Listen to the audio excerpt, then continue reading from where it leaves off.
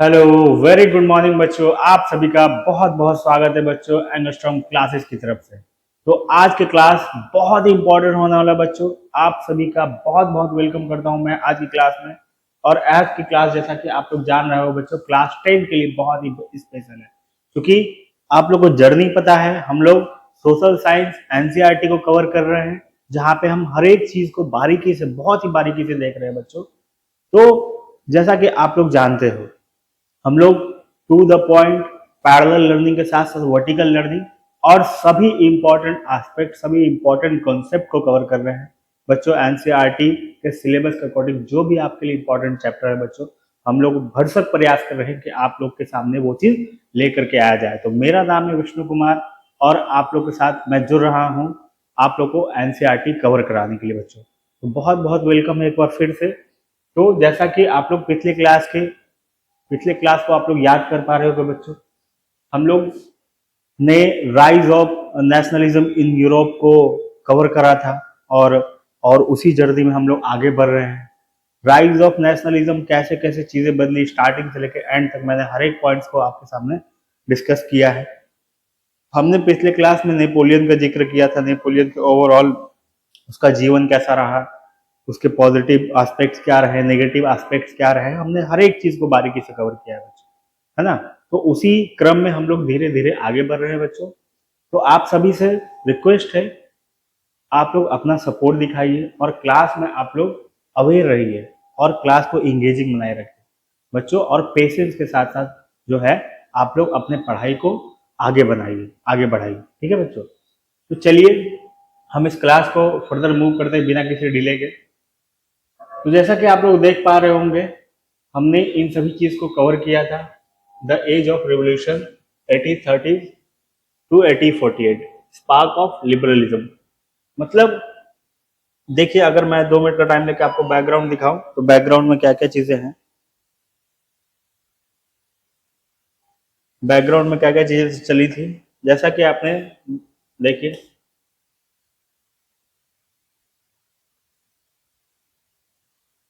हम लोग यहाँ से स्टार्ट किए थे बच्चों, और ये आपका अ, आपका जो भी नेशनलिज्म का कंसेप्ट, कोर कंसेप्ट था, मैंने उन सभी चीज को डिस्कस किया था।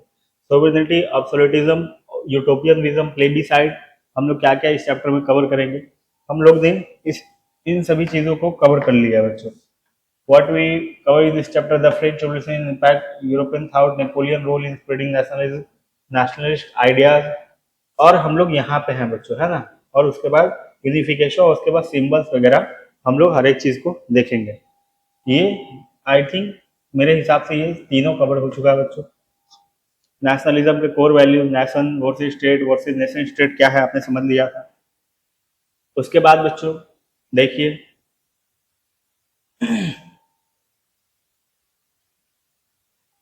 एक second.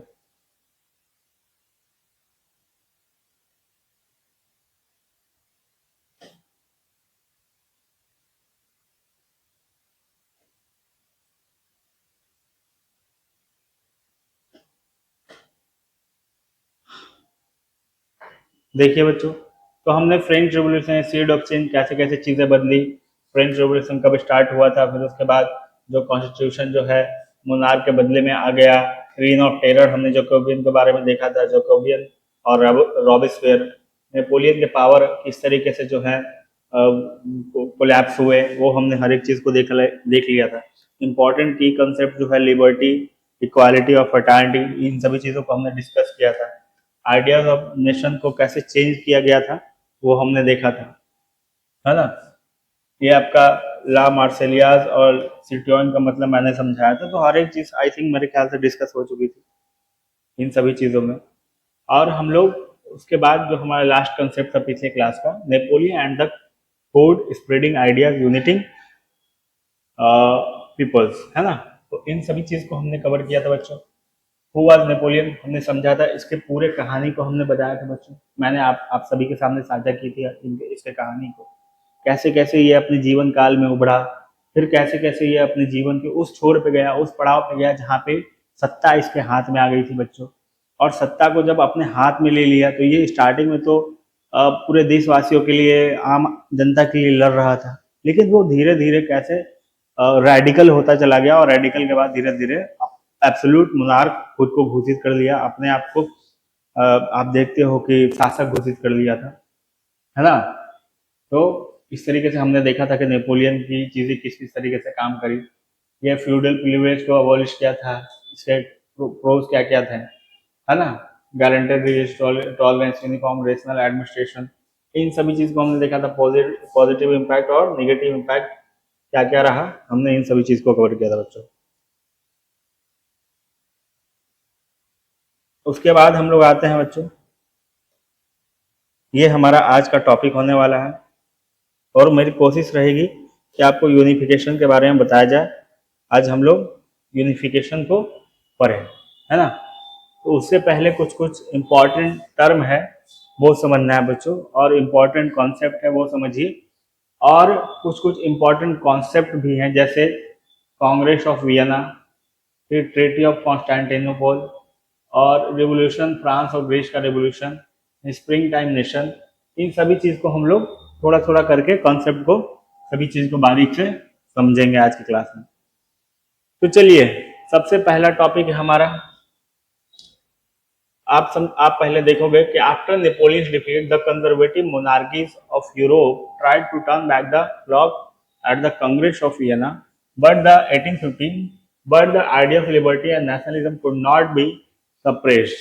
The result was a wave of revolution across Europe, first in 1830, then again in 1848, the dramatic springtime of nation.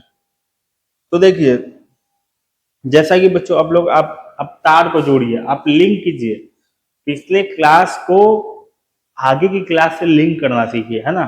हमने पिछले क्लास में जो कुछ भी चीजें कवर करी हैं उन सबको एक क्रमबद्ध तरीके से, एक सीक्वेंस वे में आपको ढालना होगा बच्चों। ये आपके हाथ में है कि कैसे आप चीजों को समझते हुए आप जो है एक सीक्वेंस बनाते चलो। जैसे आप लोग मूवी देखते हो, तो मूवी में पीछे क्या हो रही है और आगे क्या होने वाला है, इससे आप लोग रिलेट कर पाओगे, जाहिर सी बात है समझ जाओगे, है ना। तो उसी तरीके से लेक्चर्स को भी आप लोग समझिए कि हम लोग कहानी में कैसे सीक्वेंसली आगे बढ़ रहे हैं बच्चों, ठीक है। तो पिछले क्लास में याद कीजिए कि नेपोलियन का अंत हो चुका था, उसको सेंट हेलेना द्वीप पे भेज दिया गया था बंदी बनाकर, जंजीर से बांध करके, जहां पर उसकी मृत्यु हो गई थी। 1815 की बात है, ये 1815 की बात है बच्चों। जब नेपोलियन का पतन हो गया तो कांग्रेस ऑफ वियना की बैठक बुलाई गई 1815 में ही, और नेपोलियन के द्वारा जितने भी आपके बाउंड्रीज कैप्चर किए गए हैं, एक्सटेंड किए गए, उन सभी को वापस लिया गया, सभी को वापस लिया गया। बहुत सारी चीजें बदली गई। फिर कांग्रेस ऑफ वियना में आप देखोगे ऑस्ट्रिया का एक मेटरनिख, जो वहां का चांसलर था, उसने क्या किया, उसी ने मेन रोल निभाया, और उसके साथ साथ अन्य सहयोगियों ने मिलकर के बताया और पूरे इस तरीके से व्यवस्था बनाई कि अब जो पहले तरीके से जो रूलिंग सिस्टम चलते आ रहा था, है ना, जो भी लिबर्टी की बात कर रहा था, इक्वालिटी की बात कर रहा था, अब वो सब बैकग्राउंड में जाएगा, और चीजें जिस तरीके से पहले कंजर्वेटिव माइंडसेट से चल रही थी, है ना, मोनार्क के तरीके से ही चल रही थी, सत्ता जिसके हाथ में थी अब उसी के हाथ में वापस से जाएगी। अब कोई भी इक्वालिटी, फ्रेटर्निटी, लिबर्टी इन सब की बात नहीं करेगा। पहले जिस तरीके से चलता आ रहा था, है ना, उस तरीके से चीजें अब चलेंगी, क्योंकि बहुत हो चुका। तो इस तरीके से कांग्रेस ऑफ वियना में डिसीजन लिया गया। यहीं पे देखिए कंजर्वेटिव पावर जो है ऑस्ट्रेलिया, ऑस्ट्रिया सॉरी, प्रसिया, रशिया और ब्रिटेन, इन सब ने क्या किया, रीड्रॉ किया यूरोप के मैप को, और सप्रेस किस किस चीज को किया, नेशनलिज्म को सप्रेस किया, है ना, मोनार्की को रिस्टोर किया, और प्रिंस मेटरनिक जो है ऑस्ट्रेलिया, ऑस्ट्रिया को डोमिनेट किया। तो आप लोग, आई थिंक आप लोग को दिख रहा है या नहीं दिख रहा है मेरे को पता नहीं, लेकिन अगर मैं जूम कर दूं तो आप लोग को समझ में आएगा।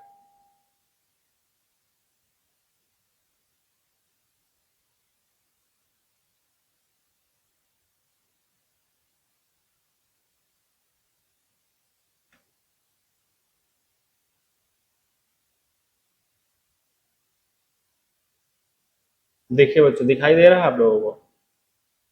आई थिंक अब दिखाई दे रहा होगा, है ना। तो देखिए कि कांग्रेस ऑफ वियना में क्या किया गया, मतलब आप पूरे तरीके से बोल सकते हो, बस सार ये है, समझना ये है, आप लोग रिलेट कर पाओ, अंडरस्टैंडिंग अपनी बिल्ड कर पाओ। जैसा कि मैंने हमेशा आप लोगों से यही चाहा है, I want you to be a thinking creature. मैं आपको एक सोचने वाला प्राणी बनाना चाहता हूँ, रटने वाला प्राणी नहीं। इतिहास और हिस्ट्री आप लोग जो भी बोल लो सब्जेक्ट को, तो ये कभी भी रटने वाला सब्जेक्ट था ही नहीं बच्चों। एक सोसाइटी में बहुत बड़ा मिथ गया कि आप लोग इतिहास को, हिस्ट्री को और डेट के हिसाब से याद रख लो, फैक्ट के हिसाब से याद रख लो, हिस्ट्री आपका कवर हो गया। लेकिन हिस्ट्री एक्चुअल में बच्चों वो है ही नहीं। हिस्ट्री है समझ की चीज़ है। जब तक आपकी अंडरस्टैंडिंग बिल्ड नहीं होगी तब तक आप चीज़ों को रिलेट नहीं कर पाओगे, और जब रिलेट नहीं कर पाओगे तो आपका जो एक ब्रॉड विजन है वो ओपन नहीं हो पाएगा, है ना। तो चीज़ों को आप लोग कनेक्ट कर पाने में अनेबल हो गए। तो आप लोग हिस्ट्री जब भी पढ़ते हैं हम लोग, तो हिस्ट्री जो है हमेशा प्रेजेंट में किस तरीके से डिसीजन लेना है, प्रेजेंट के टाइम में किस तरीके से वर्ल्ड ऑर्डर कस्टमाइज हो रही है, तो इन सब के बारे में एक अंडरस्टैंडिंग बैकग्राउंड देता है ना। वो बैकग्राउंड बिल्ड कर पाता है जिससे आज हम करंट वर्ल्ड ऑर्डर को समझ सकते हैं बच्चों। तो ये सबसे बड़ी हिस्ट्री की खासियत है। तो हिस्ट्री को आप लोग जब समझोगे तभी चीज़ें आप लोग बेटर तरीके से ग्रैप्स कर सकते हो, नहीं तो फिर कोई फायदा नहीं है सिर्फ चीज़ों को याद करके कब कब हुआ, कहाँ हुआ, ये सारी चीज़ें हिस्ट्री नहीं है। मैं आपको एक अंडरस्टैंडिंग बिल्ड कराना चाहता हूँ आप सभी के सामने, तो यही याद रखिएगा। बाकी फैक्ट्स तो कहीं से भी मिल जाएंगे बच्चों, फैक्ट्स पूरा इंटरनेट भरा पड़ा है फैक्ट्स के लिए, है ना। मैं भी आपके सामने पूरा फैक्ट्स नोट्स लेके आ सकता हूँ, लेकिन मैंने अपने कंटेंट को इस तरीके से तैयार किया है कि आपके कॉन्सेप्ट बिल्डिंग में बहुत ही कारगर साबित हो, मददगार साबित हो बच्चों। तो देखिए कांग्रेस ऑफ वियना आप समझ गए, मेन इसका सार यही था कांग्रेस ऑफ वियना का कि ओल्ड कंजर्वेटिव पावर को फिर से रिस्टोर किया जाए, करेंट जो भी पावर से उसको डिमोलिश करके, उसको हटा करके, नेशनलिज्म को सप्रेस करके। तो नेशनलिज्म की जो भी भावना उठी थी 1789 से पूरे फ्रांस भर में, यूरोपियन नेपोलियन जो है उसको और रेडिकल रूप में थोड़ा बनाया। अब पूरे आम जनता की बात होने लगी, है ना। आम जनता को लगने लगा कि भाई साहब अब जो है सत्ता हमारे पास आ चुकी है, अब जो है सिनारियो चेंज हो चुका है, पहले वाला राज फिर से नहीं आएगा राजा का, कि राजा जो मन चाहे वो कर सकता है, जिस तरीके से चाहे वो कर सकता है, कोई एक ही वंश का शासक जो है बार बार बार बार बार बार उसी वंश से बनता चला जाएगा। तो अब जनता को ऐसा लगने लगा था कि नहीं भाई साहब वो सब चीजें नहीं होंगी। लेकिन इन सब का कांग्रेस ऑफ वियना में मत यही था कि चीजें फिर से उसी तरीके से रिस्टोर करी जाए जिस तरीके से पहले चलते आ रहे हैं। तो ये आपकी कांग्रेस ऑफ वियना की बात होती है। अब हम लोग बात करते हैं फ्रांस और ग्रीस के रेवोल्यूशन की। तो देखिए क्या बोल रहा है, France overthrow Charles 10th in the July Revolution. Greece wins independence from the Ottoman Empire, the first successful nationalist movement inspiring all of Europe. Greece had the romantic support of liberal intellectuals like poet Lord Byron. तो अब देखो क्या कहने वाली बात है यहाँ पे। फ्रांस क्या किया, अब देखोगे फ्रांस जो है 1830 में चार्ल्स 10th वहां का मोनार्क था, और 1815 के टाइम से मतलब वो वहां का मोनार्क रहा। तो अब फ्रांस में भी क्या हुआ कि फिर से जनता जो जाग उठी, और जनता जागने के बाद जो है चार्ल्स 10th को या फिर 10th को, जो भी आप लोग बोलते हो, तो उसको क्या किया, ओवरथ्रो कर दिया, गद्दी से हटा दिया रिवोल्यूशन के माध्यम से। और फिर उसी के साथ साथ ग्रीस ग्रीस तो ग्रीस उस टाइम क्या किया, जिसको, तो ग्रीस आप लोग समझ सकते हो कि यूरोप में, ग्रीस आप लोग वर्ल्ड मैप में आप लोग हर एक चीज को देख सकते हो। आपके पास अगर वर्ल्ड मैप है या फिर फोन है तो आप लोग सर्च कर सकते हो ग्रीस कहाँ है और ग्रीस के आजू बाजू देश कौन कौन से है। तो ग्रीस उस टाइम था, चूंकि आप लोग पहले जो सत्ता चली आ रही थी वो रोमन कैथोलिक चर्च की चली आ रही थी पूरे यूरोप भर में। तो एक वेस्ट रोमन एम्पायर और ईस्ट रोमन एम्पायर, जहाँ पे आप देखोगे ईस्ट में जो है रोमन एम्पायर का जो है वो रोम था, सॉरी आपका राजधानी थी। और उसको बैजेंटाइन आप बोल सकते हो, बैजेंटाइन साम्राज्य के रूप में भी जाना जाता था। और फिर आप ये भी कह सकते हो कि रोम जो इम्पायर, सॉरी आपका रोमन इम्पायर जो था वो आपका कॉन्स्टेंटाइन, यहाँ पे जो आपको दिख रहा होगा कॉन्स्टेंटिनोपॉल, ये वहाँ की एक तरीके से राजधानी के रूप में थी, है ना। तो ग्रीस क्या किया कि जो है रोमन कैथोलिक के बाद आप लोग सुने होंगे कि ऑटोमन एम्पायर का वहाँ पे साम्राज्य स्थापित हो गया था, क्योंकि मुस्लिम इस्लाम धर्म उस टाइम उदय हुआ था, और पूरे उस तरीके से उससे थोड़ा पहले उदय हुआ था, और पूरे यूरोप में जो है अपना पंख पसार रहा था। तो धीरे धीरे जो है रोमन, और आप देखोगे कुस्तुनतुनिया का पतन, कॉन्स्टेंटिनोपॉल का फॉल हुआ था। तो फॉल किस लड़ाई में हुई थी? रोमन एम्पायर और कैथोलिक एम्पायर में। वो बैकग्राउंड में बता रहा हूँ आप लोग को बस ये समझने के लिए, लेकिन वो कहीं भी आपको जिक्र नहीं मिलेगा सिलेबस में, लेकिन मैं आपको बता रहा हूँ बैकग्राउंड वर्ल्ड हिस्ट्री के अकॉर्डिंग। तो रोमन कैथोलिक चर्च की, रोमन कैथोलिक की, रोमन एम्पायर की, और जो इस्लाम का ऑटोमन एम्पायर हुआ उसमें और इसमें लड़ाई हुई, क्योंकि रोमन एम्पायर बहुत पहले से चलती आ रही थी, और इस्लाम अपने क्षेत्र विस्तार के दौरान जो है रोमन एम्पायर को पहली बार हरा दिया। और हराने के साथ साथ वो देखोगे कि मिडिल ईस्ट में पहली बार जो है रोमन एम्पायर का स्थापना हो गया, सॉरी आपके ऑटोमन एम्पायर का स्थापना हो गया। तो ऑटोमन एम्पायर का रूल चलते आ रहा था। तो ग्रीस क्या किया, ऑटोमन एम्पायर से, ऑटोमन एम्पायर भी उसी तरीके से अपने आप में मोनार्क तरीके से वो रूल करता था। तो ग्रीस जो है वो इंडिपेंडेंस प्राप्त कर लिया वहां पर रिवोल्यूशन करके ऑटोमन एम्पायर के खिलाफ।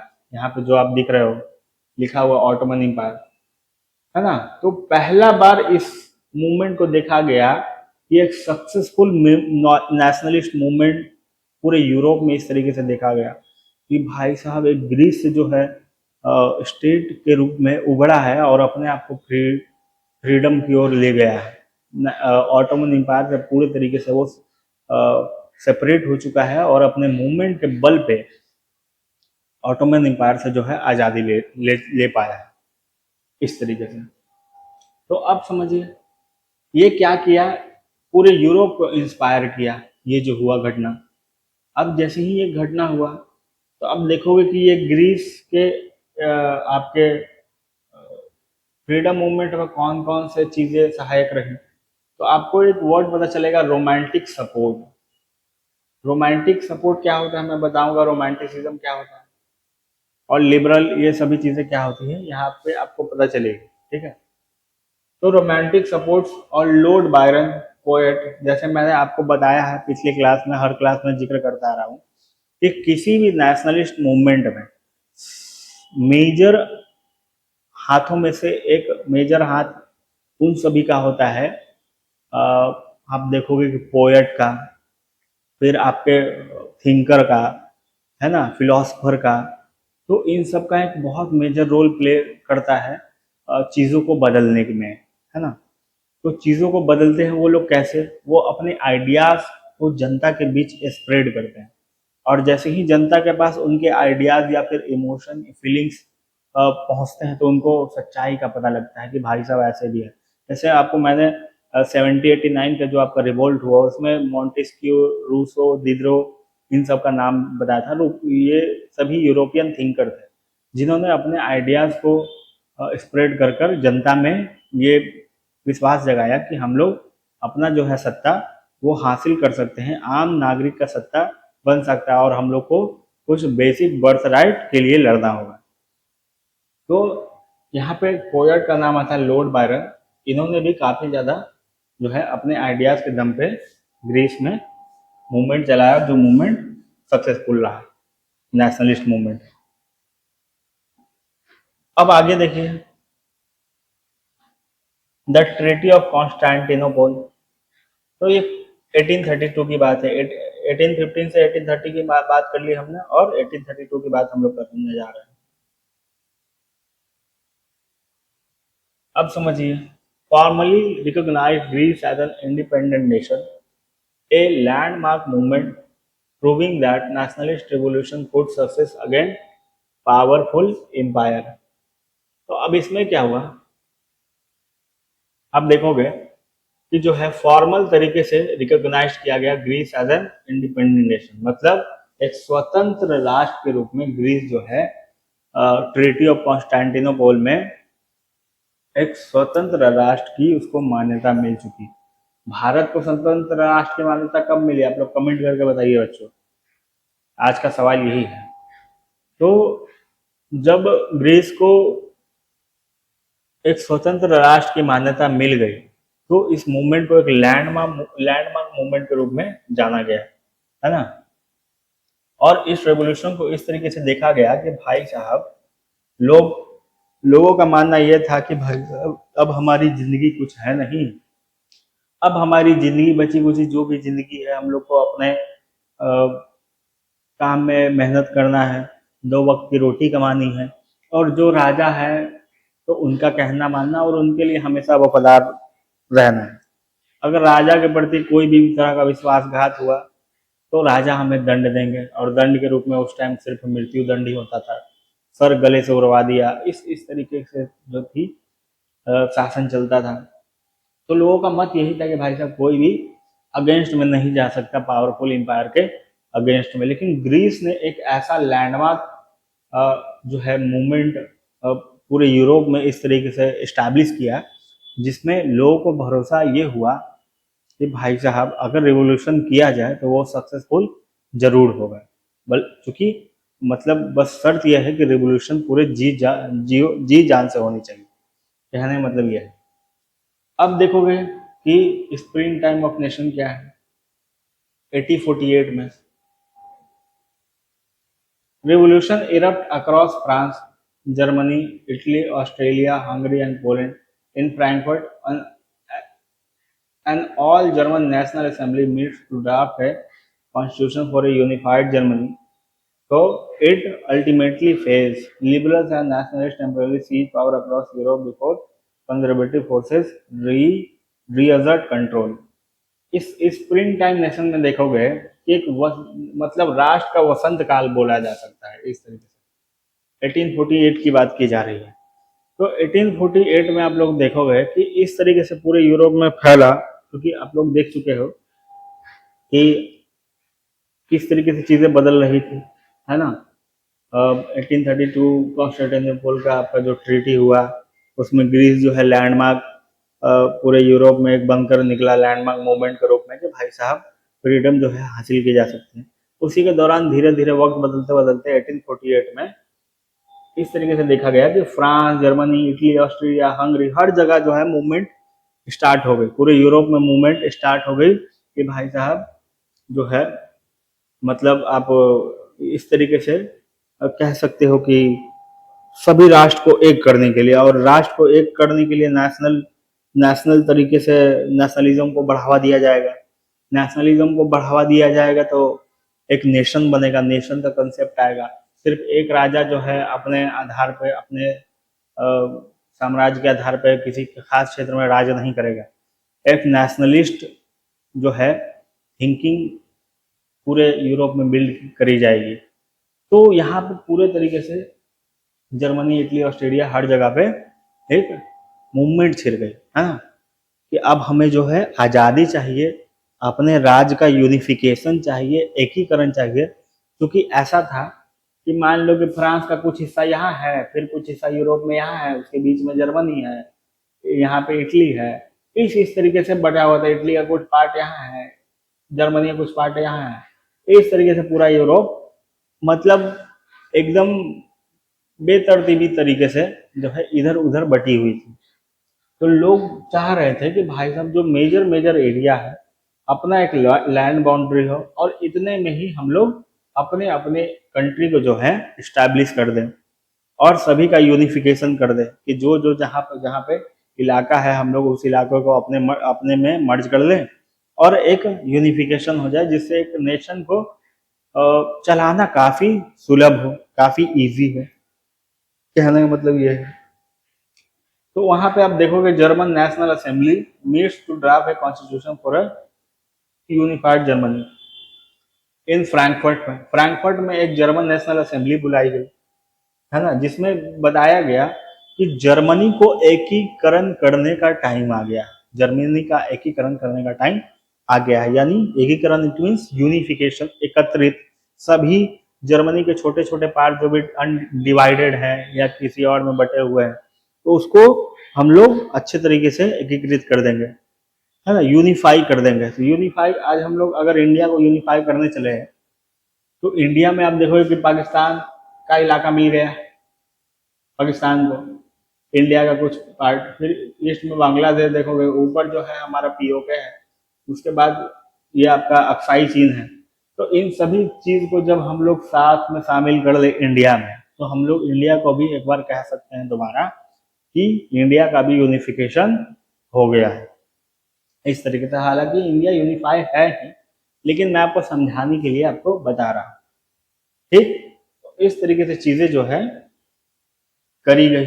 लेकिन क्या हुआ कि ultimately liberal nation temporarily seize power across Europe before conservative forces reassert control. कहने का मतलब क्या है कि जो लिबरल्स और नेशनलिस्ट लोग थे, वो अपने पास पावर को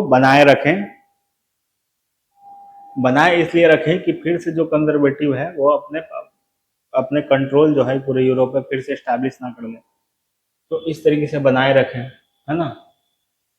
अब बात आती है कि भाई साहब यूरोप जो आप देखते हो, यूरोप उस टाइम, अब आप लोग फिर से नेपोलियन के टाइम पे आओ। नेपोलियन का जब पतन हो गया तो वियना की कांग्रेस हुई। मैं फिर से एक क्रमबद्ध तरीके से तार बांध रहा हूँ चीजों को, आप लोग समझिएगा।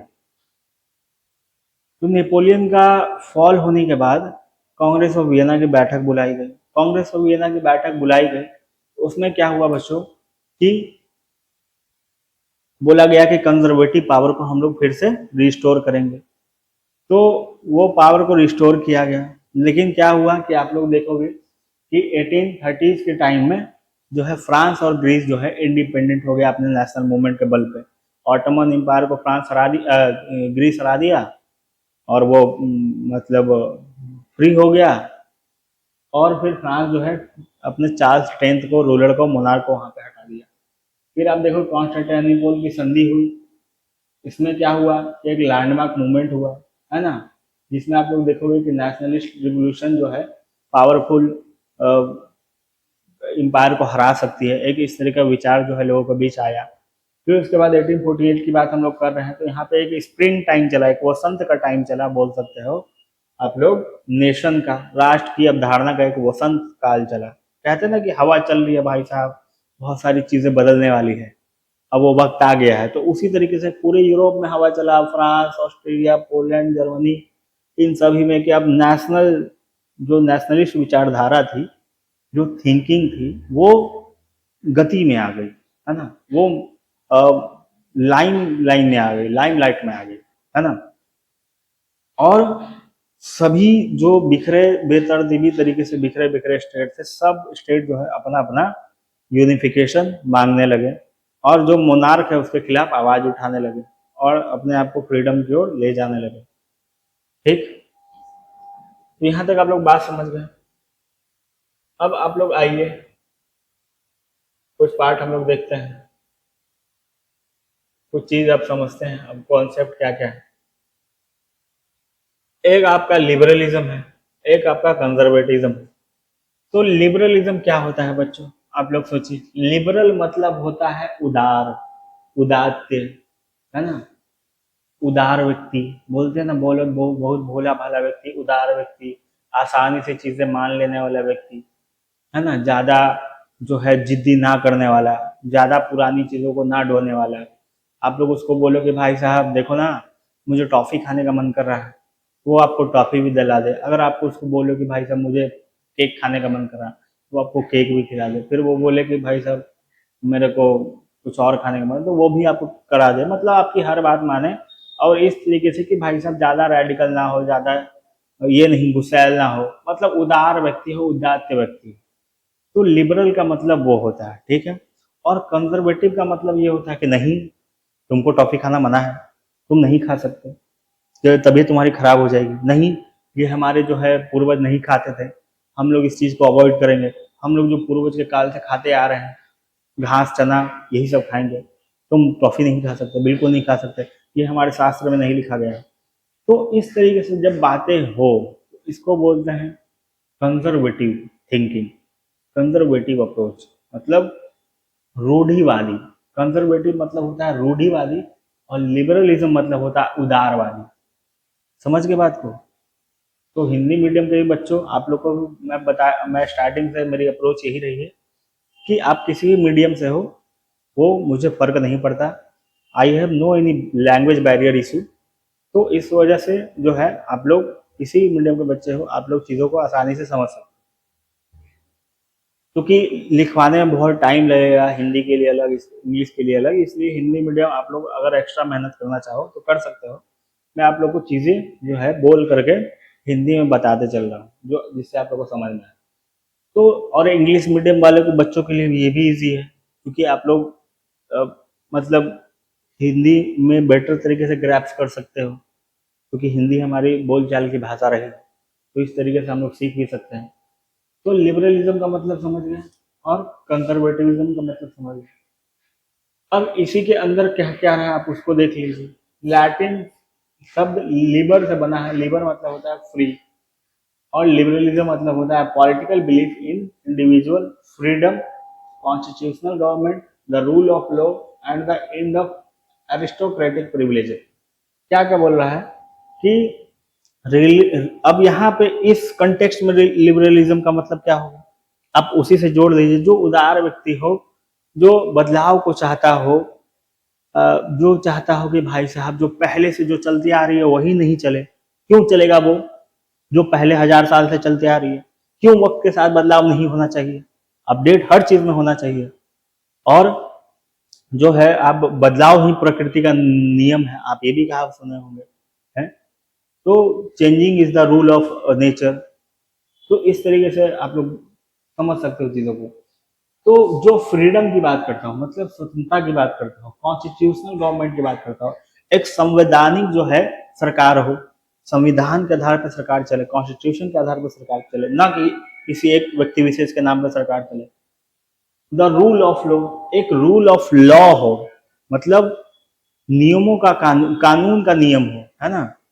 मतलब हर चीज के लिए कानून बनाया गया हो कि भाई साहब चोरी करने वालों के लिए 2 साल की सजा, मर्डर करने वालों के लिए उम्र कैद की सजा या फिर फांसी की सजा। तो इस तरीके से एक रूल सेट बनाया गया और उसी का कानून चले। ऐसा नहीं कि कोई एक इंसान बोले यार भाई साहब ये मेरा चहीता है, ये मेरा आदमी है, और ये चोरी भी करे मर्डर भी करे तो उसको कोई सजा नहीं होगी, लेकिन कोई गरीब आदमी है भाई साहब, एक कुरकुरे का पैकेट चुरा लिया तो उसको फांसी की सजा दे दो। ऐसा नहीं होना चाहिए, ये तो जाहिर सी बात है, जाती है। तो एक रूल ऑफ लॉ हो, सेट ऑफ लॉ हो, जो प्रॉपर पहले पहले से ही डिसाइड करके रखे रहे कि कौन सी चीजों के लिए कौन सी सजा हो, और उस चीज को कैसे व्यवस्थित ढंग से, सुचारू ढंग से चलाया जा सके। ठीक है बच्चों, तो ये हो गया ये 90। और रूल ऑफ लॉ मैंने बता दिया। और क्या हो, end of aristocratic privilege. Aristocratic मतलब जो पहले के निरंकुश शासन है, शासक है, उनके प्रिविलेज को खत्म किया जाए, है ना, उनके प्रिविलेज को खत्म किया जाए। एक सेकंड बच्चों, आप लोग आगे पढ़िए, मैं थोड़ा पानी पी लेता हूँ।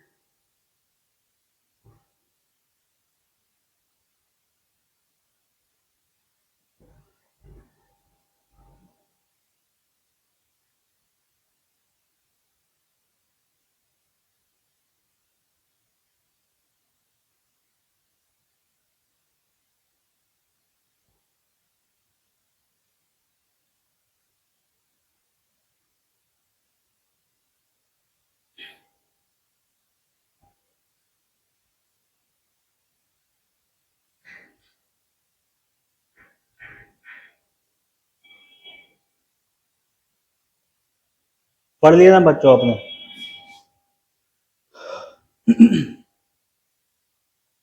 तो क्या बोल रहा है यहाँ पे, हम लोग यहीं पे थे। रूल ऑफ लॉ हो, एंड ऑफ एरिस्टोक्रेटिक प्रिविलेज हो। कहने का मतलब क्या है कि एरिस्टोक्रेटिक मतलब होता है कुलीन, कुलीन वर्ग, या फिर रईस वर्ग, जो आप लोग बोल सकते हो अमीर, अभिजात्य वर्ग, है ना। जो अरिस्टोक्रेट मतलब, आप लोग इसको, इसका सिनोनिम इलीट क्लास भी चलता है, आप लोग सुने होंगे, इलीट आप लोग कह सकते हो। तो जो भी इलीट क्लास है, इन सबका प्रिविलेज खत्म हो। प्रिविलेज मतलब, कहने का मतलब जो पहले से इनको जो है प्रॉफिट मिलते आ रहे हैं बिना कोई काम किए हुए। जैसे अगर प्रिविलेज की बात करोगे तो जैसे आप लोग रोम में, सॉरी रोमन इंपायर में, तो वहाँ के पोप जो थे, फादर जो थे, उन्हीं के पास टैक्स वसूलने की सुविधा थी। फिर वही उनके वंशज ही एक दूसरे तरीके से फादर बनते चले जाएंगे, फादर बनते जाएंगे, उनको जमीनें मिलेंगी, उनको खाने पीने रहने सबका सुविधा मिलने चला जाएगा। तो ये प्रिविलेज है, उनको टैक्स नहीं देना होगा। सवारी गाड़ी की सुविधाएं होंगी उनके लिए, महल की व्यवस्था होगी, कहीं जाएगा तो वही टैक्स नहीं लगेगा, कुछ भी सामान जो है फ्री में खरीद सकते हैं। तो ये क्या है, एक सेट ऑफ प्रिविलेज है ना। तो इस प्रिविलेज को जो है खत्म किया जाएगा। तो ये लिबरलिज्म का थाउट है। तो 19th सेंचुरी में जो है डिमांड होने लगा फ्रीडम ऑफ प्रेस का, फ्रीडम ऑफ एसोसिएशन का। It did not mean universal voting right initially, many liberals only wanted right to property owning man. अब देखो, इसकी भी अपनी एक लिमिट थी, क्योंकि कोई भी चेंज होता है बच्चों तो वो धीरे धीरे धीरे धीरे धीरे अपना पर जो है फैलाता है। अब आप लोग देखोगे पूरे यूरोप में लिबरलिज्म हवा चली, नेशनलिस्ट मूवमेंट हवा चली, वोटिंग राइट मिले, बहुत सारे राइट्स मिले, फंडामेंटल राइट्स मिले, लेकिन उनकी भी लिमिटेशन थी। लिमिटेशन ये थी कि वहां पे उस टाइम के लोग ये नहीं समझ पा रहे थे कि भाई साहब वुमेन वुमेन की क्या सिग्निफिकेंस है। ठीक है, तो वोटिंग राइट तो मिला, राइट टू प्रॉपर्टी तो मिला, लेकिन वो सिर्फ किसी खास वर्ग तक सीमित रहा, खास वर्ग जिसके पास कुछ रुपया पैसा है उन्हीं तक। फिर उसके बाद थोड़ा एक्सटेंड हुआ तो सिर्फ मेन ही, या फिर आप कह सकते हो सिर्फ पुरुष ही जो है उसके पास राइट टू प्रॉपर्टी होगा, मतलब वो अपना प्रॉपर्टी रख सकते हैं और प्रॉपर्टी का सारा हिस्सा जो है वो पुरुष के पास ही रहेगा। और वोटिंग राइट जो है वो सिर्फ मेन के पास ही रहेगा, वोटिंग भी, मत देने का अधिकार भी जो है पुरुष ही देंगे। तो उस टाइम वुमेन के पास जो है चीजें स्प्रेड नहीं हुई थी। तो ये इसकी लिमिटेशन के रूप में हम लोग देख सकते हैं। लेकिन क्या हुआ कि वो लोग डिमांड कर रहे थे फ्रीडम ऑफ प्रेस। जो आप लोग बोलते हो डेमोक्रेसी का फोर्थ पिलर जो है वो क्या होता है, मीडिया होता है, प्रेस होता है। तो वो फ्रीडम की मांग कर रहे थे कि भाई साहब इसके इसके ऊपर जो भी लिमिटेशन लगाई हुई है प्रेस के ऊपर, है ना, तो उसको हटाया जाए और उसको फ्री किया जाए, क्योंकि फ्री प्रेस ही एक डेमोक्रेसी को सुचारू तरीके से चला सकता है ना, चलाने में सहयोग अपना दे सकता है। तो ये हो गई लिबरलिज्म की बात, आप लोग समझ के बात। अब आते हैं हम लोग कंजर्वेटिव। कंजर्वेटिव का मैंने मोटा मोटी आइडिया बताया, लेकिन अब हम थोड़ा चलते हैं deeply. The belief of preserving traditional institution, है ना, मोनार्की, चर्च, एरिस्टोक्रेसी। तो ये क्या है, एक वैसा सोच है, एक वैसी महत्वाकांक्षा है जिसमें जो पहले के ट्रेडिशनल है, पारंपरिक तरीके से जो इंस्टीट्यूशन है उसको प्रिजर्व करके रखा जाए। जैसे मोनार्क, निरंकुश शासन, मतलब जो एक शासन वर्ग से है उसी का बेटा, फिर उसी का बेटा, फिर लुई 14वां, लुई 15वां, लुई 16वां, इस तरीके से चलते चला जाएगा, है ना। उसके अलावा कोई नहीं बनेगा, मोनार्क होगा, है ना। चर्च की व्यवस्था जो पहले से चलती आ रही वो भी चलते रहे। एरिस्टोक्रेसी, जो अभी मैंने बताया, कुलीन वर्ग, एलीट वर्ग, रईस लोग, अभिजात वर्ग, जो भी आप लोग कह लो, तो इनका भी दबदबा बना रहा है। तो कंजर्वेटिविज्म ये मानते थे कि इन सबको बचा के रखो, इन सबके परंपरा को बचा के रखो, बना के रखो, ये कहते हैं। एग्जिस्टिंग सोशल ऑर्डर, पहले के जो सामाजिक ढांचा है उसको ही बना के रखो, कि नोबिलिटी होगा, क्लर्जी होगा, फिर कॉमनर्स होंगे। कॉमनर्स को सिर्फ टैक्स देना है, कॉमनर्स को मेहनत करना है, उनका 50% का पार्ट जो है वो हमारा रहेगा, एग्रीकल्चर जो वो लोग करेंगे। तो ये सोशल ऑर्डर है, हायरार्की है, तो ये बनी रहनी चाहिए, बदलनी नहीं चाहिए। काम है कॉमनर्स का, आम लोगों का सेवा करना, तो सेवा ही करेगा। जैसे आप लोग हिंदुइज्म में देखोगे, ब्राह्मण वैश्य, ब्राह्मण क्षत्रिय वैश्य और शूद्र। तो शूद्र को स्टार्टिंग से बोला गया कि भाई साहब तुम सिर्फ काम ही कर सकते हो, तुम्हारा तीनों वक्त का सेवा करना ही तुम्हारा ही है। तो ये कहाँ का मतलब इंसाफ है, ये कहाँ का जजमेंट है, ये कौन तय कर रहा है? भगवान तो तय नहीं कर रहे। तुम भी इंसान, हम भी इंसान, कैसे मान सकते हैं कि भाई साहब मेरा काम जो है तुम तीनों का सेवा करना है? क्यों करेंगे हम? हैं? तुम 1000 साल, लाखों साल से तुम्हारे पास एक सत्ता रही कि भाई साहब तुम ही पढ़ाई कर सकते हो, पढ़ाई करने का हक तुम्हारे पास ही होगा। है जो भी शिक्षा लेने का, दीक्षा लेने का अधिकार सब तुम्हारे पास ही होगा, हमारे पास नहीं होगा, हम लोग सेवा करेंगे। तो ये अपने आप में बहुत ही रिडिकुलस चीज है बच्चों। आप लोग सोच सकते हैं क्यों ऐसा होगा? मॉडर्न टाइम में इसकी कोई जगह होनी चाहिए क्या? और एक सोसाइटी, एक कंट्री कब डेवलप करेगा? इस मानसिकता के आधार पर डेवलप कर सकता है क्या? इस विचारधारा के आधार पर कभी नहीं बच्चों। एक आपको डेवलप नेशन बिल्ड करने के लिए पूरे सोसाइटी को साथ में लेकर के अपलिफ्ट करना पड़ेगा। चाहे उसमें वो कॉमनर्स की बात हो, चाहे वो शूद्र की बात हो, चाहे वुमेन की बात हो, चाहे गरीब लोगों की बात हो, चाहे वो डिसेबल पर्सन की बात हो, है ना?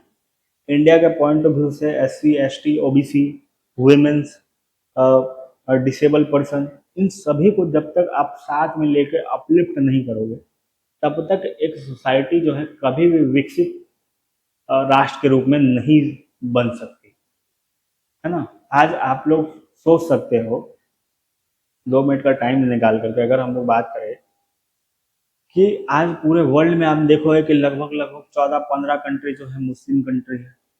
मैं क्रिटिसाइज नहीं कर रहा बच्चों, लेकिन आप लोग को एक थिंकिंग, सोचने का नजरिया दे रहा हूँ किसी भी चीज को। 14-15 कंट्री मुस्लिम कंट्री है, 12-13 कंट्री क्रिस्टियनिटी कंट्री है, लगभग लगभग 8-10 कंट्री जो है वो बुद्धिज्म को सपोर्ट करते हैं। बहुत सारे कंट्री हैं जो अ, मतलब भगवान में आस्था रखते ही नहीं, किसी धर्म को फॉलो नहीं करते। लेकिन हिंदुइज्म कंट्री सिर्फ इंडिया के पास है, और हिंदुइज्म का स्प्रेड पूरे वर्ल्ड में क्यों नहीं हो पाया? अगर हिंदुइज्म इतना ग्रेट था और इतना ग्रेट है, तो इसका स्प्रेड जो है पूरे वर्ल्ड में क्यों नहीं हो पाया? आपने कभी विचार किया है? एक एक थिंकिंग क्रिएचर वाला इंसान ही इन्हीं सब चीजों के बारे में सोच सकता है बच्चों। तो मैं किसी भी धर्म का, ये मेरा डिस्क्लेमर है, किसी भी धर्म का मेरा ऐसा कोई ये नहीं है कि भाई साहब उनको क्रिटिसाइज किया जाए। लेकिन जब भी आप किसी बहुत ही अच्छे चीज में, एक सनातन धर्म, एक हिंदू धर्म बहुत ही अच्छा है अपने आप में, बहुत ही नॉलेजफुल है, नॉलेजेबल है, बहुत ही पावरफुल है, बहुत ही कल्चरल ट्रेडिशनल रूप में बहुत ही ज्यादा रिच है। लेकिन बोलते हैं ना कि जब किसी बहुत ही अच्छी चीज में एक छोटा सा छेद हो, या फिर छोटा सा कोई उसमें बीमारी आ जाए, वो चीजों को पूरे तरीके से डैमेज करती है धीरे धीरे। और वही इन सभी आप रोमन, जो आप यूरोपियन में भी देखोगे वही चीजें हो रही थी। और आज प्रेजेंट कॉन्टेक्स्ट में अगर हम लोग देखें तो हिंदुइज्म में भी वही चीज हो रही है ना? इसमें एक हायरार्की जो है, ब्राह्मण, क्षत्रिय, वैश्य और शूद्र, आज भी इस ट्रेडिशन को फॉलो किया जाता है। तो हमारे कॉन्स्टिट्यूशन, इंडिया में कॉन्स्टिट्यूशन है, नो डाउट, इसमें कोई दिक्कत वाली नहीं। लेकिन आप ग्राउंड रियलिटी आप अभी भी देखोगे अपने आसपास, तो बहुत सारी चीजें इस तरीके से वर्क करती हैं आज भी। आज भी चीजें बदली नहीं, है ना? तो आप किसी भी नेशन को डेवलप नहीं कर सकते जब तक आप पूरे सोशल ऑर्डर को साथ में लेकर के इक्वालिटी के साथ नहीं चल पाओगे, तब तक आप बदलाव नहीं कर सकते। आप नहीं बन सकते एक समृद्ध राष्ट्र, एक डेवलपमेंट नेशन, एक विश्व गुरु नहीं बन सकते, नेवर। तो कहने का मतलब यही है बच्चों। तो कंजर्वेटिव्स का भी मत यही था स्टार्टिंग से, है ना, कि भाई साहब एग्जिस्टिंग सोशल ऑर्डर को बना के रखे, यूरोपियन के पॉलिटिक्स और इन सब पर डोमिनेट करें हम लोग पूरे तरीके से, है ना। वो रिवोल्यूशन को डिस्ट्रॉय करना चाहते थे, डरते थे, है ना, कि भाई साहब रिवोल्यूशन जो है स्टेबिलिटी को नुकसान पहुंचाएगा। Conservative leaders Metternich Australia architect of Congress of Vienna, तो इन सब तरीके से जो है आप लोग देखोगे ऑस्ट्रेलिया का मेटरनिक जो है एक कंजर्वेटिव लीडर के रूप में देखा गया, और कांग्रेस ऑफ वियना का कर्ता धर्ता आर्किटेक्ट यही था मेटरनिक, आप लोग याद रखिएगा, है ना। मैं हर एक चीज आप लोग के लाया हूँ ताकि आप लोग स्क्रीनशॉट लेके इसको नोट डाउन कर सकते हो बच्चों, अगर आपको मटेरियल के रूप में चाहिए तो। अब आइए बच्चों हम लोग आते हैं रेडिकलिज्म पे और जॉल्वेरिन पे, है ना। तो रेडिकलिज्म क्या है? रेडिकलिज्म, तो रेडिकल से बना है रेडिकलिज्म। रेडिकल मतलब होता है उग्र, और रेडिकलिज्म मतलब होता है उग्रवादी, है ना। उग्र इट मीन्स ये नहीं कि नक्सलवाद हो गया, वो नक्सली हो गया, आतंकवादी हो गया, ये कहने का मतलब नहीं। उग्र मतलब उत्तेजना से उग्र, अपने इमोशन में उग्र, अपने फीलिंग्स में उग्र, अपने सोचने के तरीके में उग्र, है ना, डिसीजन लेने में उग्र। कहने का मतलब यह है कि वो चीजों को कोई कॉम्प्रोमाइज तरीके से देखता ही नहीं, बदलाव की एक बहुत ही स्पीड रूप में, स्पीड फॉर्म में जो है एक आइडेंटिटी को लेकर के चले, तो उसी को हम लोग रेडिकलिज्म के नाम से जानते हैं, है ना। तो अब देखो इसको कहना क्या है, इस टॉपिक की a political position that demands more extreme changes, है ना। ये नहीं कि भाई साहब चलिए आते हैं हम लोग बैठ के बात विचार करते हैं, टेबल पे बैठते हैं, ऐसा नहीं। भाई साहब आपको करना है तो कीजिए, नहीं करना है तो हम लोग अपने हक को छीन करके लेंगे, आपकी मेहनत हमें नहीं चाहिए, इस तरीके से बात करें, इस तरीके से अपने विचारों का उग्र हो, उसी को हम लोग बोलते हैं रेडिकलिज्म, रेडिकल विचारधारा वाले। जैसे आप लोग इंडियन कंटेक्स्ट में देखोगे तो रेडिकल, अगर आप लोग साउथ के लोगों को देखोगे कि हमारे इंडियन फ्रीडम मूवमेंट में कौन कौन से लोग हैं, तो वो आपके वीर शहीद भगत सिंह, है ना, उसके साथ साथ जो भी सुखदेव इन सब थे, ये सब क्या थे? रेडिकल विचारधारा के लोग। ये किसी के आगे झुकना पसंद नहीं करते थे, किसी भी टेबल पर बैठ के बात करना पसंद नहीं करते थे। हमारा हक है, अगर इस हक को पाने में हमारी जान भी चली जाए तो हमें कोई गम नहीं, लेकिन हम लोग इसके लिए भरसक प्रयास करेंगे। उनका मानना कुछ इस तरीके से था। तो वही जो विचारधारा के लोग होते हैं रेडिकल कहलाते हैं। ये मोर एक्सट्रीम चेंजेस को चाहते हैं, है ना, कि नहीं भाई साहब तुमको, आपको लॉलीपॉप पकड़ा दिया गया है, आप इसी में खुश हो जाओ, ऐसा नहीं, है ना। Then liberalism including universal voting rights, ये क्या करते हैं? लिबरलिज्म जो एक उदारवाद है, इसका आप लोग कह सकते हो कि छोटा भाई के रूप में, लिबरलिज्म छोटा भाई और रेडिकल उसका बड़ा भाई। कि ठीक है तुम छोटा रहो, तुम एक लॉलीपॉप में फिसल जाओ, लेकिन मैं जो हूँ नहीं, मैं इस तरीके से बात नहीं मानूंगा। तुम्हें वोटिंग राइट चाहिए, सिर्फ मेन के लिए चाहिए, है वुमेन कहाँ गई, बच्चे कहाँ गए, सॉरी यूथ कहाँ गए, या फिर जिसके पास प्रॉपर्टी है वो कहाँ गए, सिर्फ वो उन्हीं को वोटिंग राइट क्यों मिलेगी, जो गरीब है वो कहाँ गए, है ना। और पूरे यूनिवर्सल लेवल पे बात करते हैं, विश्व लेवल पे यूनिवर्सल वोटिंग राइट मिलनी चाहिए, है ना। तो ये अपने आप में एक सोचिए कितना एक्सट्रीम चेंजेस की बात करते हैं। फॉर मेन डेमोक्रेटिक रिपब्लिक, है ना, जो है लोकतांत्रिक गणराज्य हो, डेमोक्रेटिक, डेमोक्रेटिक मीन्स, अब आप लोग चीजों को हम मैं बताते चलूंगा। डेमोक्रेटिक रिपब्लिक और रोमांटिसिज्म,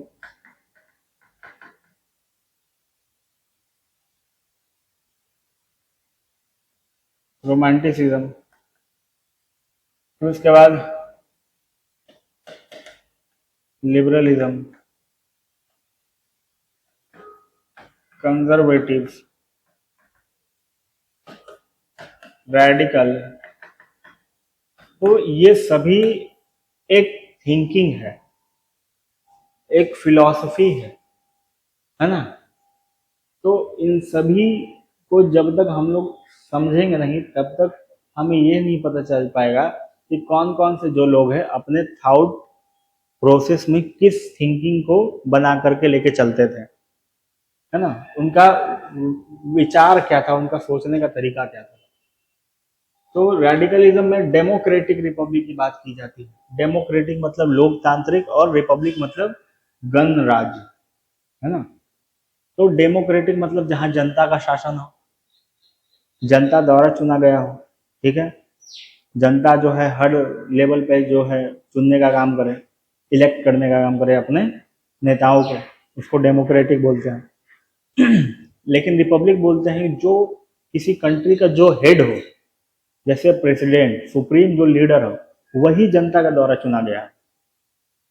तो ऐसा कंट्री जब होगा उसको हम लोग रिपब्लिक बोलेंगे। और ये डेमोक्रेटिक रिपब्लिक में थोड़ा सा अंतर यही है बच्चों। डेमोक्रेटिक हो सकता है कि हर लेवल पे चुना गया प्रत्याशी जो है वो जनता के द्वारा चुना जाए, लेकिन रिपब्लिक ये कहता है कि ठीक है वो सब बात है, सब लेवल पे चुना जाए जनता के द्वारा, वो ठीक है, लेकिन जो सुप्रीम लीडर है वो भी जनता के द्वारा चुना जाना चाहिए, तब हम लोग रिपब्लिक कहेंगे। जैसे प्रेसिडेंट हमारे इंडिया में जनता के द्वारा चुना जाता है, तो इसको हम लोग रिपब्लिक भी कहते हैं और हमारा कंट्री डेमोक्रेटिक भी है। लेकिन आप लोग यूके में देखोगे, यूनाइटेड किंगडम में, तो वहाँ पे एक सुप्रीम लीडर जो होता है, जैसे क्वीन एलिजाबेथ, तो क्वीन का एक थ्योरी चलता है जो कोई जनता के द्वारा नहीं चुना जाता, लेकिन वहाँ पे प्राइम मिनिस्टर जो होते हैं वो जनता के द्वारा चुने जाते हैं। वो डेमोक्रेटिक है लेकिन रिपब्लिक नहीं है बच्चों, ठीक। अब देखो एक कंप्लीट सोशल इक्वालिटी, पूरे तरीके से सोशल सामाजिक बराबरी की बात करता हूँ। रेडिकल जो ग्रुप के लोग हैं, है ना, कोई भी ऊंचा नीचा छोटा बड़ा लंबा चौड़ा ऐसा नहीं होगा, गरीब अमीर ऐसा नहीं होगा, सब लोग आपस में बराबर होंगे।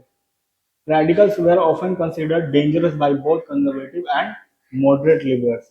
और जो लिबरल होते हैं वो इसको खतरा मानते हैं, रेडिकल वाले विचारधारा के लोगों को, और कंजर्वेटिव भी इसको खतरा मानते हैं।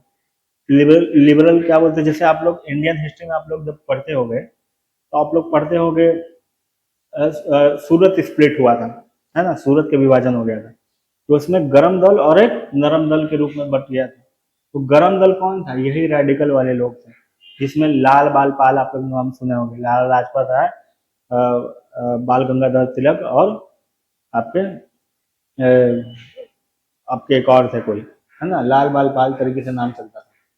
तो ये क्या थे, वो सब क्या थे, रेडिकल, है ना, उग्रवादी तरीके से अपनी विचारधारा को रखते थे उत्तेजना के साथ। और लिबरल जो उदारवाद की टेबल पे आइए बैठ जाइए विचार कीजिए, बैठ के बात करते हैं, ये करते हैं वो करते हैं, इस तरीके, ठीक है। तो रेडिकलिज्म समझ गए। अब जॉलबरीन क्या है, ये एक छोटा सा चीज है। ये custom uniform form by the Prussia that abolish tariff between German state, it created and economic unity that preceded political unity, है ना, showing how economics and nation are linked. Zollverein literally means custom union in Germany. ये एक कहा गया जॉलबरीन के द्वारा इसमें कि भाई साहब जो जर्मनी है, तो जर्मनी के अंदर बहुत सारे छोटे छोटे बाउंड्री के रूप में, डिस्ट्रिक्ट के रूप में, या फिर आप लोग बोल सकते हो सिटी के रूप में डिवाइडेड थे। और जब भी एक जगह से सामान दूसरे जगह जर्मनी के ही अंदर जाता था तो क्या होता था कि जब ये डिस्ट्रिक्ट से पार हुआ दूसरे डिस्ट्रिक्ट में, तो वहां पे अब टैक्स लगेगा, इम्पोर्ट एक्सपोर्ट टैक्स लगेगा, कस्टम ड्यूटी टैक्स लगता था। तो भाई साहब बोलते थे कि जर्मनी में हम लोग रह रहे हैं, और जर्मनी मान ली कि इस तरीके से जो है, इस तरीके से कोई ये चलते आ रहा है, यहाँ पे मान लीजिए कोई है, तो अब यहाँ से अगर ये वाला कोई सिटी है और ये बाउंड्री पार करके यहाँ पे जा रहा है, तो भाई साहब कस्टम टैक्स यहाँ पे देना पड़ रहा है।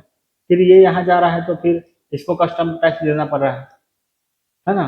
तो इस तरीके से जर्मनी के अंदर ही बहुत सारा कस्टम टैक्स वाला सीन चलता था। तो जॉलबरीन के द्वारा ये सिद्धांत बोला गया कि नहीं, जर्मनी को यूनाइट किया जाए और एक जर्मन बनेगा और इसके अंदर में कोई भी कस्टम टैक्स नहीं लगेगा, ठीक है, जो आज हम लोग देखते हैं। तो ये एक इकोनॉमिक यूनिटी था, है ना। आर्थिक जो है आप लोग बोल सकते हो एकता के रूप में इसको देखा गया है, ठीक है, जर्मनी में, ठीक है, जिसमें क्या किया गया, abolish tariff between German state. तो जर्मन स्टेट में जितने भी स्टेट में टैरिफ लगे हुए थे एक दूसरे ये में, तो टैरिफ को समाप्त कर दिया गया, ठीक है, बात को समझ गए। तो जर्मन में सबसे बड़ा जो है, सबसे रईस और सबसे पावरफुल जो स्टेट के रूप में जानी जाती है, जो सिटी के रूप में या डिस्ट्रिक्ट के रूप में आप लोग कह सकते हैं, वो था प्रशिया। प्रशा हिंदी में प्रशा और इंग्लिश में प्रशिया कहते थे हम लोग, समझ गए। ये जर्मनी का आप लोग आगे चल के आप देखोगे कि कैपिटल के रूप में भी स्टैब्लिश हुआ और जर्मनी को बहुत ही आगे तक लेकर के गया, ठीक है बच्चों। तो ये सारे कंसेप्ट को उम्मीद है आप लोग समझ पाए होंगे बच्चों, हमने जितनी भी चीजों को डिस्कस करी, ठीक है। तो हमने आज इन सभी चीजों पे बात की, कांग्रेस ऑफ वियना पे, रेवोल्यूशन फ्रांस ग्रीस पे, ट्रीटी ऑफ कॉन्स्टेंटिनोपल पे, स्प्रिंग टाइम ऑफ नेशन पे, लिबरलिज्म को समझा, कंजर्वेटिविज्म को समझा, जॉलबड़ी रेडिकलिज्म को समझा, डेमोक्रेटिक रिपब्लिक को समझा, रोमांटिक हमारा बचा हुआ है, रोमांटिक हम लोग नेक्स्ट क्लास में करेंगे। लिबरलिज्म को भी समझ गया, कंजर्वेटिव और रेडिकलिज्म। रोमांटिक एक आपका बचा है, रोमांटिसिज्म,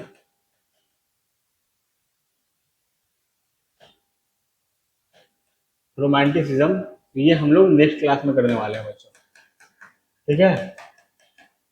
और फिर उसके बाद हम लोग यूनिफिकेशन ऑफ जर्मनी और यूनिफिकेशन ऑफ इटली को पढ़ेंगे, और उसके बाद फिर धीरे धीरे फर्दर करके इस चैप्टर को हम लोग द एंड करेंगे, ठीक है बच्चों। तो आज का क्लास हम लोग बच्चों यहीं पर समाप्त करते हैं। आप सभी का पूरे एंगस्ट्रॉम क्लासेस की तरफ से, पूरे एंगस्ट्रॉम टीम की तरफ से और स्पेशली मेरे साइड से बच्चों बहुत बहुत धन्यवाद है, बहुत बहुत थैंकफुल हूँ मैं आज, है ना, कि आप लोग अपना सपोर्ट दिखा रहे हो, बना रहे हो। इसी तरीके से आप लोग अपना सपोर्ट दिखाइए, बनाइए, और इस क्लास को आप लोग जितना हो सके हमें मोटिवेट कीजिए इस क्लास को सपोर्ट करके बच्चों।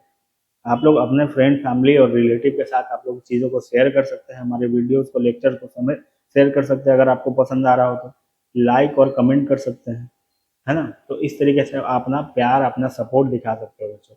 हमें आपसे कुछ नहीं चाहिए, बस आपका प्यार और सपोर्ट चाहिए बच्चों। उम्मीद है आप ये निभाओगे, जिससे हमें इस क्लास को कंटिन्यू रखने में बहुत ही ज़्यादा मोटिवेशन मिले, ठीक है बच्चों। क्योंकि हम लोग आपके लिए एक प्लेटफॉर्म लाए हैं जहाँ पे हम लोग आपके लिए क्वालिटी ऑफ एजुकेशन प्रोवाइड करा रहे हैं। तो आपसे बस इतनी सी ही छोटी सी डिमांड है। मिलते हैं नेक्स्ट क्लास में बच्चों, रोमांटिसिज्म के साथ में, जर्मनी के यूनिफिकेशन के साथ में और इटली के यूनिफिकेशन के साथ में। तब तक के लिए बहुत बहुत धन्यवाद बच्चों, आप सभी का बहुत बहुत एक बार फिर से थैंकफुल रहूंगा मैं पूरे एंगस्ट्रम टीम के साइड से। चलिए मिलते हैं नेक्स्ट क्लास में, थैंक यू सो मच।